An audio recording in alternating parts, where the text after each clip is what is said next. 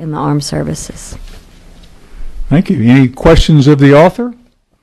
Hearing no questions, what's the will of the committee? We have a motion to do pass and second. No discussion. All those in favor say aye. Aye. Any opposed, like sign. Congratulations, Chairman Dempsey. It goes on to rules. House Bill 384.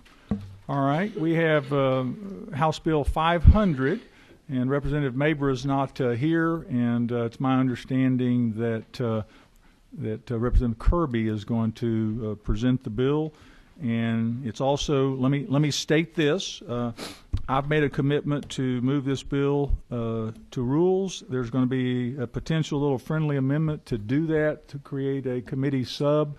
In order to do that, I've also made a promise that if this simple little amendment doesn't rectify a potential challenge that we have, then we will either fix it in rules or we'll bring it back. But I want to be that we're down to the final week before crossover. I want to continue to move forward. So with that, go ahead, Representative Kirby.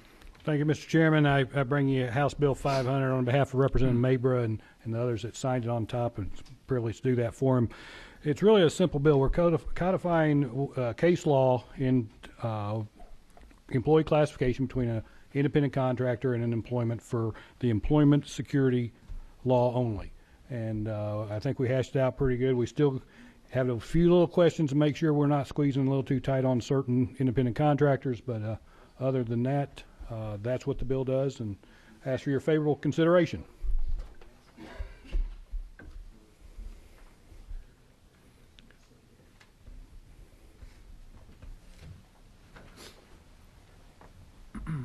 Okay, questions?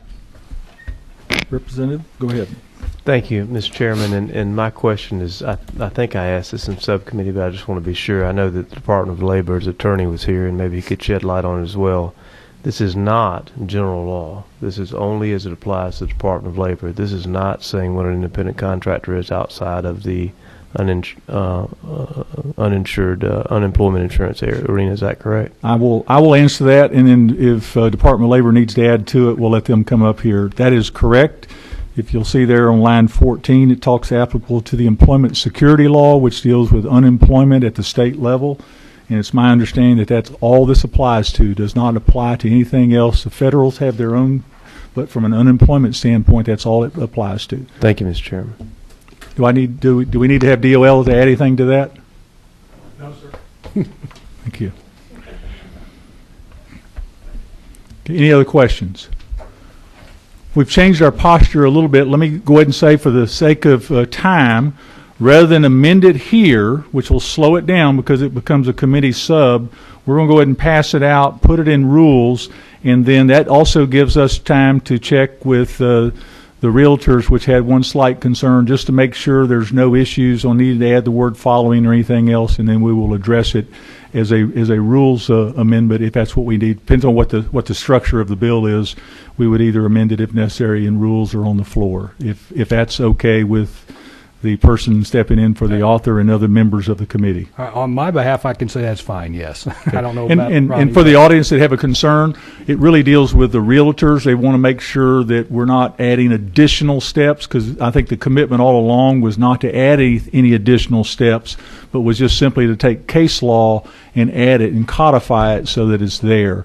And because and is in there, there's a concern that you might be potentially taking from a realtor standpoint if they have a certain non-compete or something that excludes them from having a different job, which technically might do something. So we just want to check that out. If the will of the committee is to do it that way, I'm certainly in the posture to do that. Yes, that's very acceptable. So moved. All right. So you make a motion? I make a motion. All right. We have a motion. Is there a second? We have a motion and a second. All those in favor say aye. Aye. All those opposed, same sign. Okay. Bill passes. 500.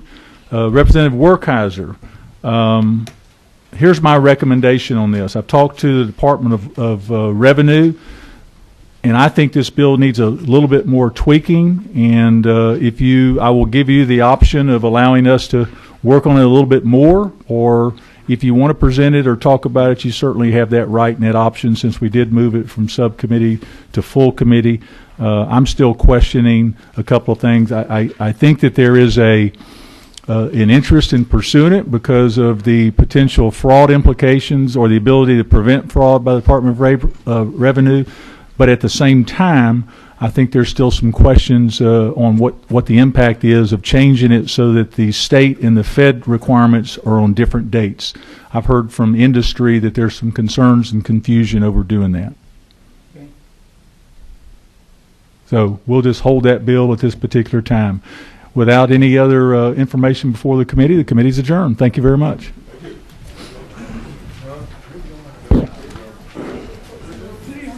Thank you, sir.